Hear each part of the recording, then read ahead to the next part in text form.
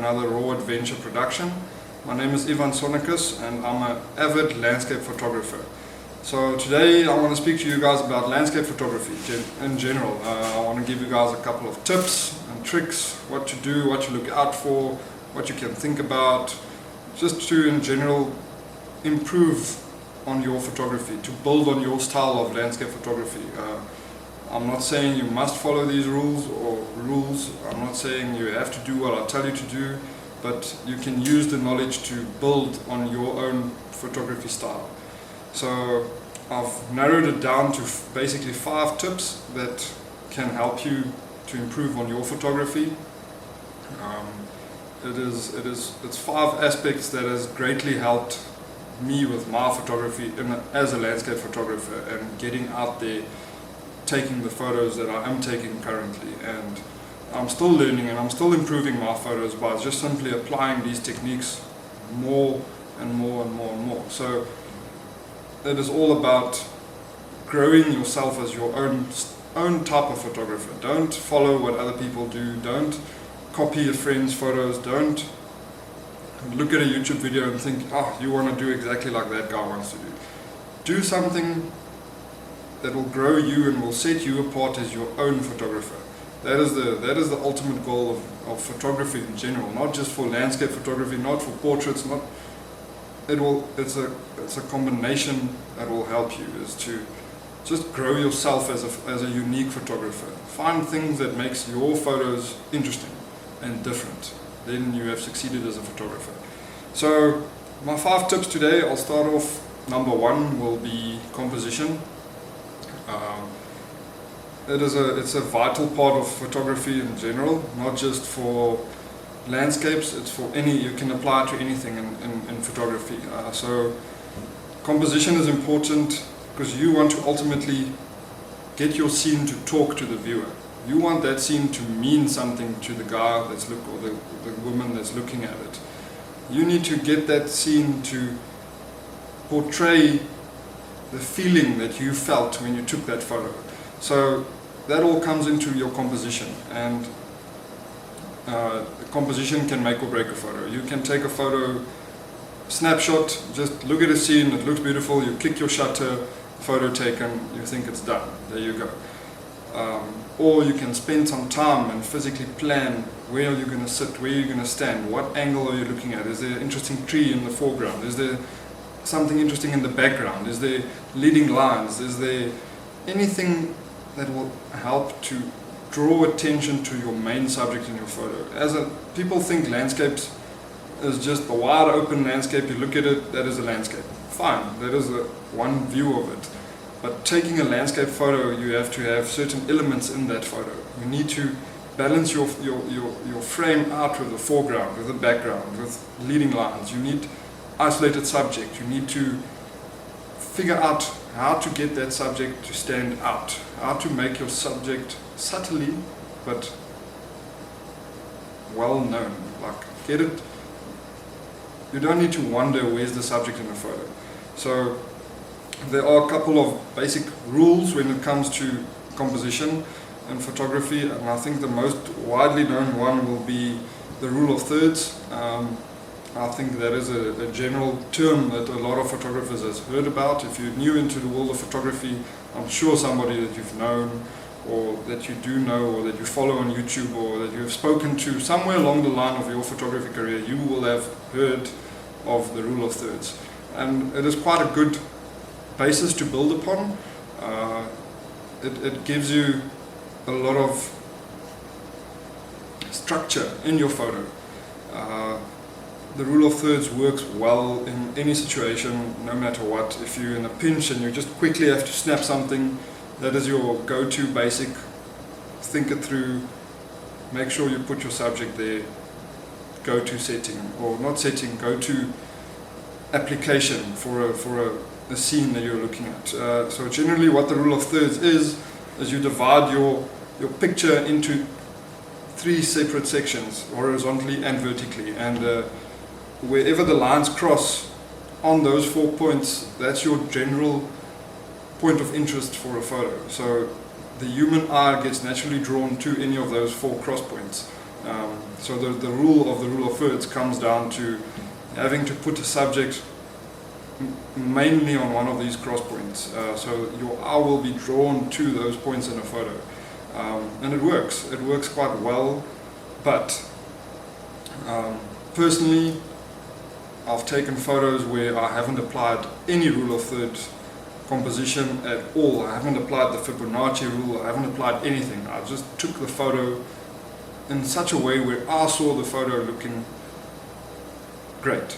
I took a photo where I felt the angle that I was working at worked for the scene, because that's what made me feel something for that scene. So that is the ultimate, is to get the feeling of the scene. Let the scene speak to your soul, let it speak to you as a photographer, and you will start taking better photos. That's the ultimate point of it, is to get the scene. If you can get a scene if you can feel what the scene is all about, the chances are you will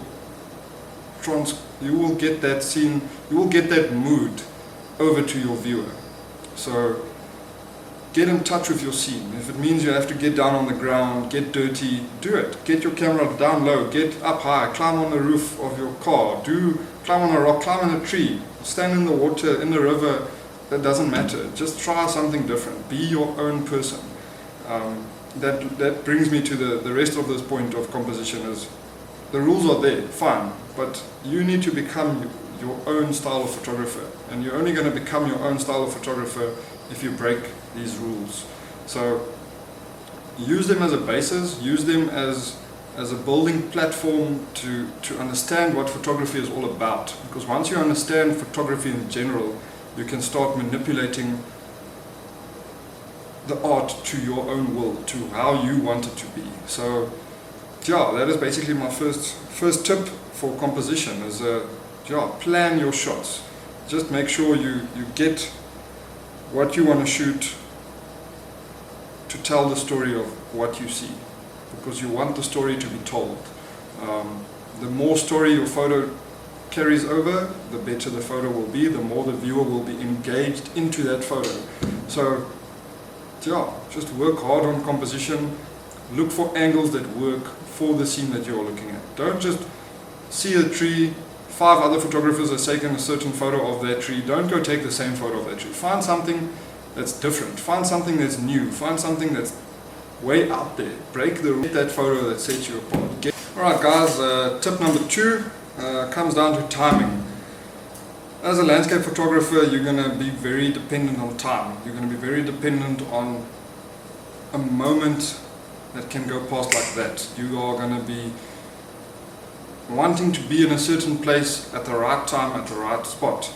So this point walks hand in hand with planning. You ultimately have to plan your shot. You have to plan what you want to take a photo of. You have to think it through. You have to mentally prepare yourself for that photo. You're not just going to walk out into the bush or onto a mountain or wherever the case may be, and you're not just going to get there, oh that's nice, take the photo and it's done. It's going to take some effort, it's going to take some work.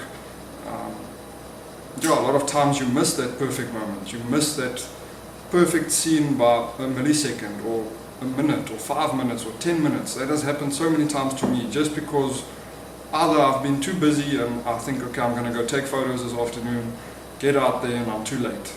Where I could have left home 20 minutes earlier, I could have set up, I could have been ready, I could have had everything right, made sure camera's in the position, and I've missed my shots a couple of times, and I've learned from that, and that's why I can share these points with you today.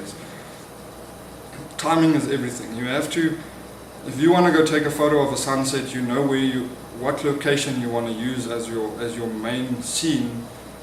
You want to kind of get there at least 1 hour before the time.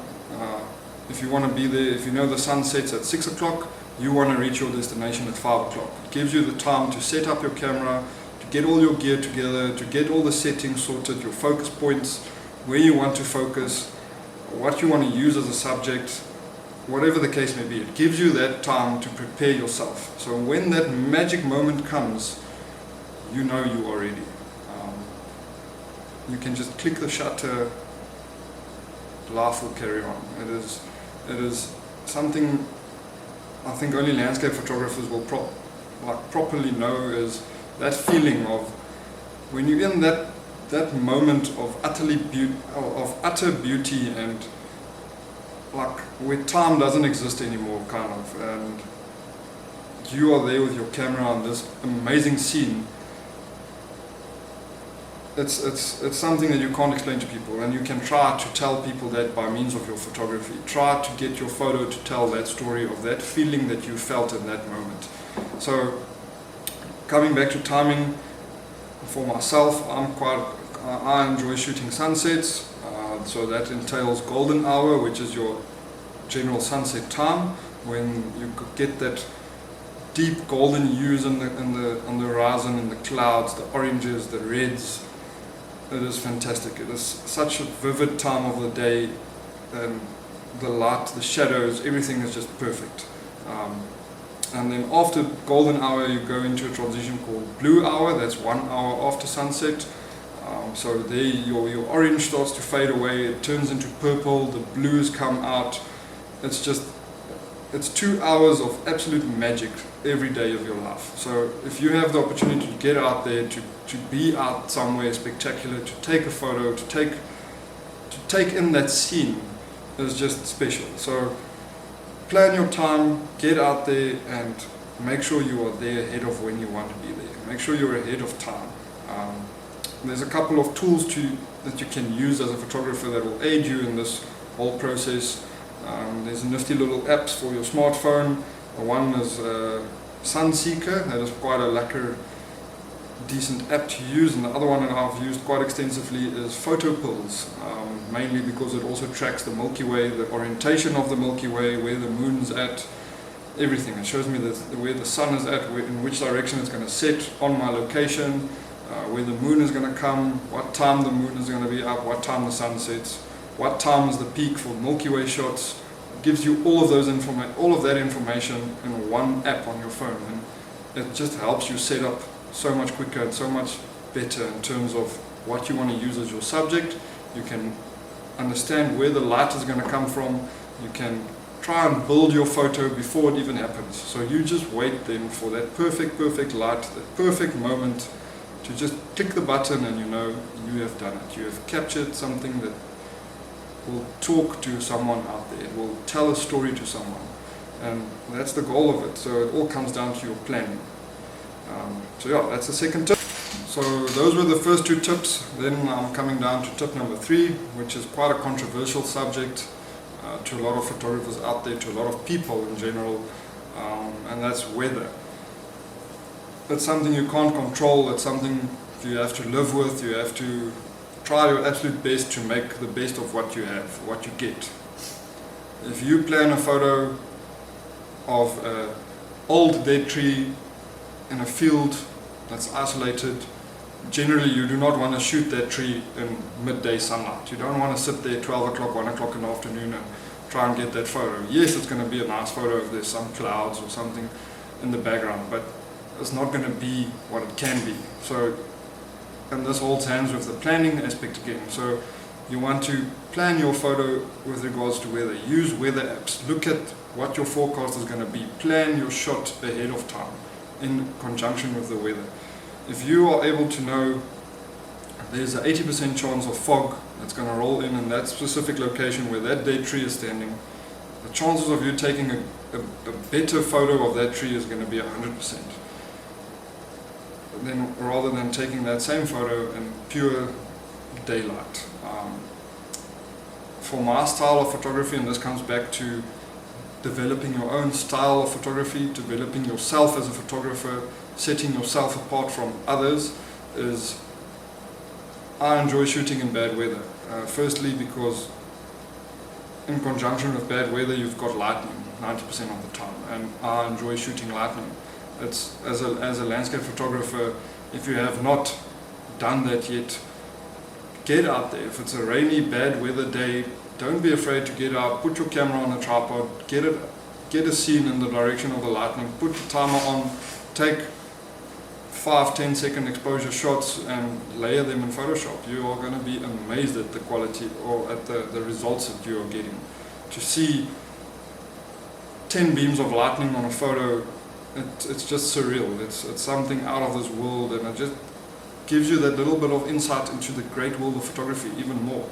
It gives you a better understanding of how powerful the camera on your hand actually is. You don't think it, but you can create magic with the camera.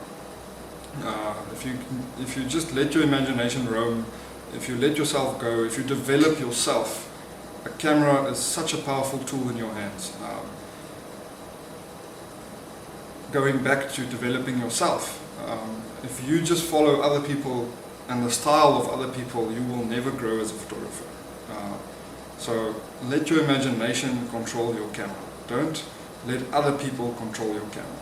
Sorry, that's just a side note that I put in there. But weather is not a bad thing. If you take weather for what it is, you can work around it. If you know your camera, know your camera's limitations, you can work with any day, any weather, anything. A lot of people refuse to shoot into sunlight. They say you always have to have the sun at your back. I disagree. I like shooting into the sun a lot of the times, but my camera has that dynamic range. I can do that. Or I use a flash, even in broad daylight. Put the flash on my camera, put it on 1-on-1, full flash, just to lighten that foreground a bit, getting that dark background on a high shutter speed, getting the clouds, the details on the horizon, and then you light up this foreground and it will just make your image pop.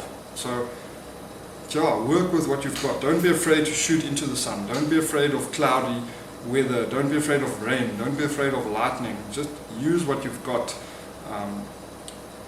In general, cloudy days are my favorite because there's no harsh shadows.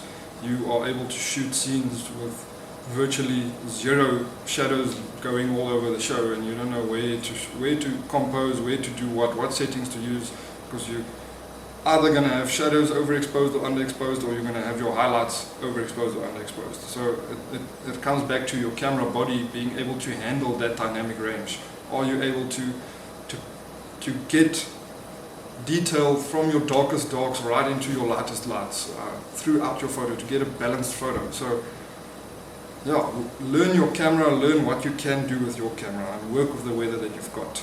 Don't be afraid of weather. That's the final point of this tip number 3 is don't be afraid of weather.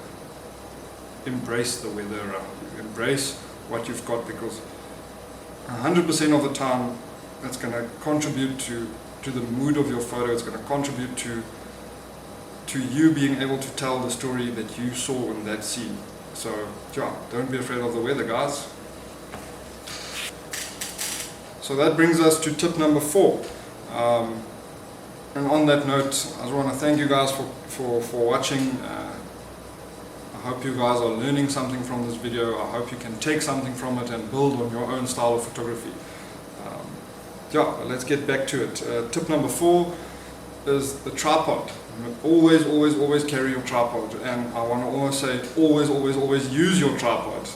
Even in the sunniest of days, whatever the case may be, if you think a tripod is not necessary, think again, because chances are you are going to get the better shot using a tripod. Myself, I'm lazy at times. I pack my tripod and I don't use it, and then afterwards I can kick myself for not using my tripod. Just the slightest little blur or movement can destroy a complete photo, and sometimes you're lucky, you can change it to a black and white photo, you'll get away with it, or you can change it, you can crop a piece of it, or you can still use some elements of your photo, and then you are lucky. But majority of the time you are also going to want to kick yourself for not using a tripod. Make sure you use a tripod as often as you can, as far and wide as possible. And invest in a proper tripod. Don't go buy a cheapie from some chain store and think it's going to help you. Those old style aluminium tripods, I'm sure everybody out there has seen them. Don't waste your money, don't waste your time. Buy a proper tripod, something that's sturdy, that's rated for the weight of your camera, or even more than your camera. The more the weight rating, the more sturdy the tripod will be, the more wind it will handle. It's one thing, you get a light tripod, you can buy carbon fiber tripods these days, you can get all that, but just bear in mind on a windy day, a lighter tripod is going to shake a bit more than what a sturdy aluminium tripod will do. Myself, currently I'm running on two Manfrotto systems. I've got the Manfrotto 190X, and I've recently obtained a Manfrotto 055 Pro. And the 055 is a bit bulkier and thicker than the 190X. I'm going to convert that into my proper bad weather lightning night photography tripod. I'm going to smack a ball head on there and get an L bracket for my camera, and I'm going to roll with that. And then the 190 is going to become my general tripod for doing everything in between, from portraits to weddings to general scenes, hiking especially. The 190 will be my hiking tripod, as it is a lot lighter than what the 055 is. But spend the money. These tripods are not cheap, but it is so worth it. It's a game changer. I used to use a Vanguard Tracker, it's an old Vanguard Tracker S series they called it. They are pretty old. I've been using that tripod from around 2008, 2009, up until last year when I bought the Manfrotto 190X. And I must say, that was a game changer. That was literally a game changer, and I carry that tripod everywhere. I don't go out of this house without carrying that tripod. It just changes the game totally. Just the fact that you can turn the legs around and you can adjust everything separately on the tripod. You can get into tight spots in crevices if you're in a valley where you need to where you have a lot of irregular ground surface, and you can customly adjust your tripod to still be the most sturdy that it can be and to safely carry your camera in that situation. So use a tripod. Don't be shy. Even broad daylight, everybody shakes a little bit. Even when you press your shutter button, that bit of shake can have an influence on your camera.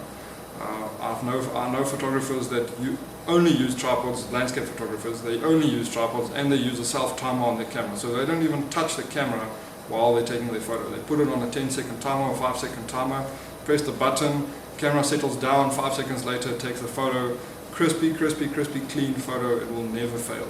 So use a tripod. Don't be shy.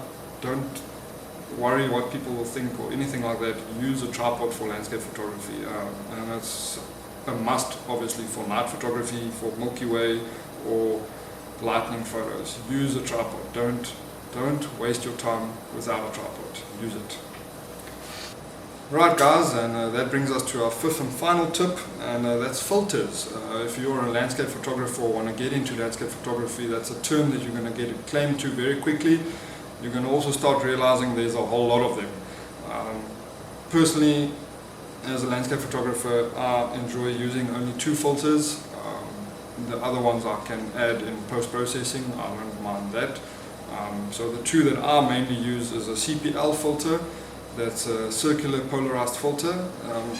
What it does is you screw this onto the front of your lens, and it turns separately to the frame. You can adjust the variation of polarization that you want on your photo. In accordance with that, you also get ND filters, a natural density filter. So that is in what it basically comes down to. It's a dark glass that you put in front of your lens, so you can go down 1 stop, 2 stops, 3 stops on your exposure. So if you want to capture movement in a brighter day, if there's a waterfall and you want to capture the movement of the water, you're going to put on a 5-stop ND filter or 8-stop ND filter or a 10-stop ND filter, just to be able to shoot at a slower shutter speed to get the movement that you need. And yeah, you also get variable ND filters. I'm personally not a big fan of them, as there's a lot of pros and cons.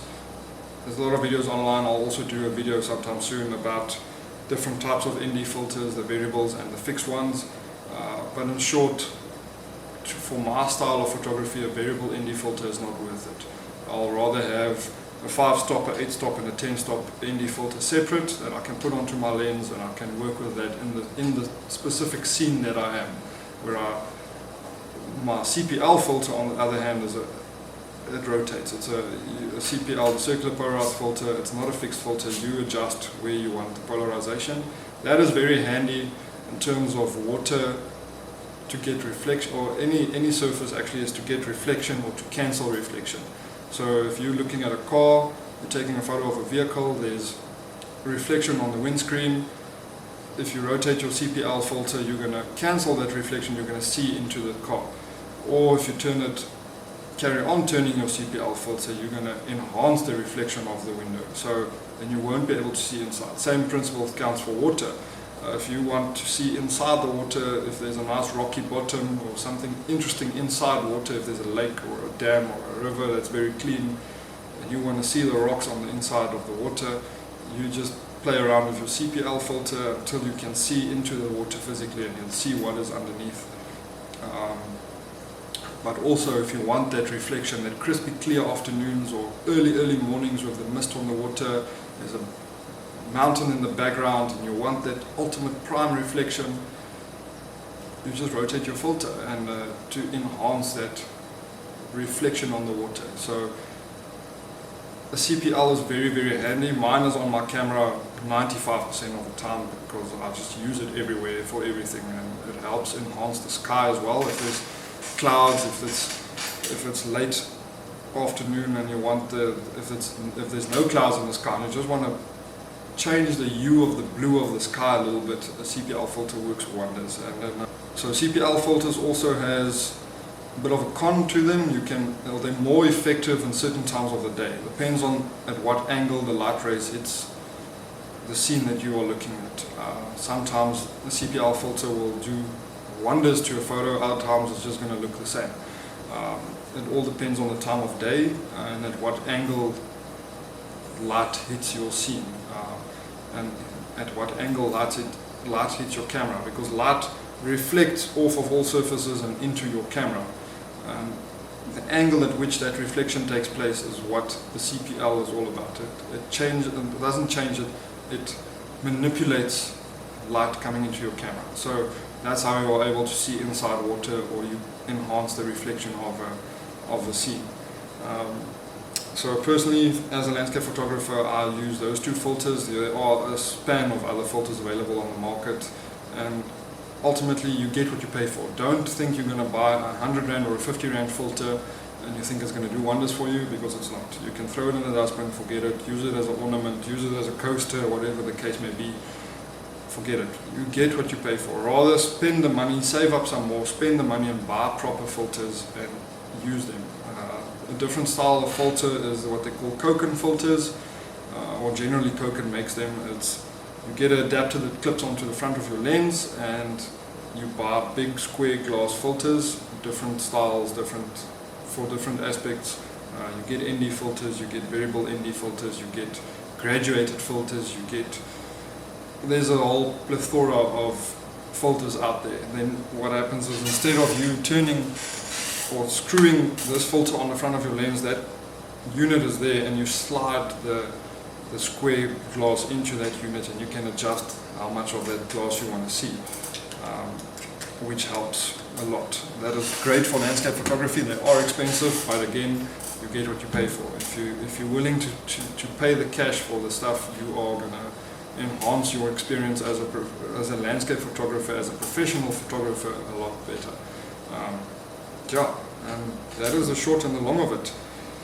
As a bonus feature, I will say, also get into the habit of shooting raw photos. Get your camera into the raw setting. Forget about JPEGs. It makes life a lot easier in post-processing.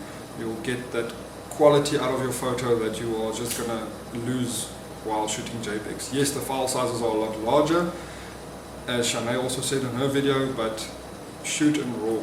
Don't be afraid of RAW. It takes up space, but it is so much worth it.